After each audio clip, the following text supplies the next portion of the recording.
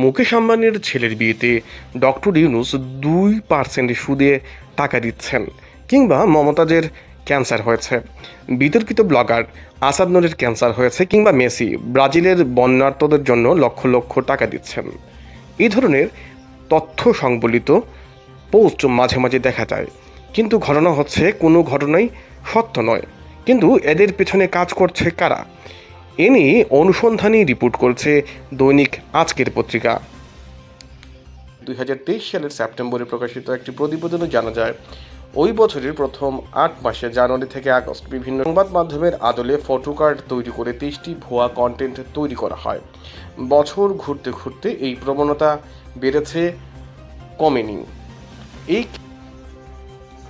কণ্ঠশিল্পী মমতাজ এইডস রোগে আক্রান্ত হওয়ার দাবিতে চ্যানেলের কথিত ফটো কার্ডটি সবচেয়ে বেশি ভাইরাল হয়েছে সত্যের সন্ধান নামে একটি ফেসবুক পেজ থেকে। পেজটির পরিচয়ে লেখা সত্য প্রকাশের নির্ভীক। পেজটির ট্রান্সপারেন্সি বিভাগ থেকে দেখা যায়, পেজটির আগের নাম ছিল বাঁশের কেল্লা। 2016 সালের 21 আগস্ট নাম পরিবর্তন করে রাখা হয় বিএনপি ও বাংলাদেশ। এতগুলো ভুয়া ফটো কার্ডের রাজনৈতিক ব্যক্তিদের নামে ভুয়া প্রচারণার তথ্য। গত মার্চেই যমুনা টেলিভিশনের লোগো এবং ডিজাইন ব্যবহার করে তৈরি ভুয়া ফটো কার্ড মিথ্যা তথ্যের শিকার হন জনপ্রিয় অভিনেতা ইয়াশ রোহান। গত মে মাসের মাঝামাঝিতেই আর্জেন্টিনান এই তারকাকে নিয়ে বেসরকারি সম্প্রচার মাধ্যমে ডিবিসিতে নিউজের কথিত একটি ফটো কার্ড ফেসবুক প্রচার করে দাবি করা হয়, আর্জেন্টিনান ক্লাবে খেলতে গিয়ে বকেয়া বেতন না পাওয়া বাংলাদেশি জাতীয় ফুটবল দলের অধিনায়ক জামাল ভুঁইয়ার বেতন পরিশোধ করে দেবেন লিওনেল মেসি। ফটো কার্ডটি তৈরি করেছিল আর্জেন্টাইন লিজেন্ডস নামে একটি ফুটবল কেন্দ্রিক সেটের পেজ।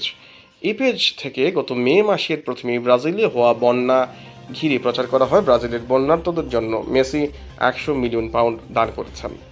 এক্ষেত্রে ব্যবহার করা হয়েছিল যমুনা টেলিভিশনের লোগো এবং ফটো কার্ডের ডিজাইন। কিন্তু কিভাবে বুঝবেন যে এগুলা ফেক বা মিথ্যা তথ্য? প্রথম কাজ হচ্ছে ওই সংবাদ মাধ্যমের ওয়েবসাইটে যাওয়া অথবা অ্যাপের মাধ্যমে সংবাদ মাধ্যমটিকে পড়া, তারপর ওই তথ্য দিয়ে গুগলে সার্চ করা। যদি গুগল সেটা সত্যি থাকে তাহলে ওই সংবাদ মাধ্যমের বরাত দিয়েই তা প্রচার করবে, কিন্তু যদি সত্যি না থাকে তা কখনোই প্রচার করবে না। সুতরাং কোনো কিছু বলা এবং ভাবার আগে আপনাদের উচিত সেটাকে বিবেচনা করা, সেটা সম্পর্কে অনুসন্ধান করা।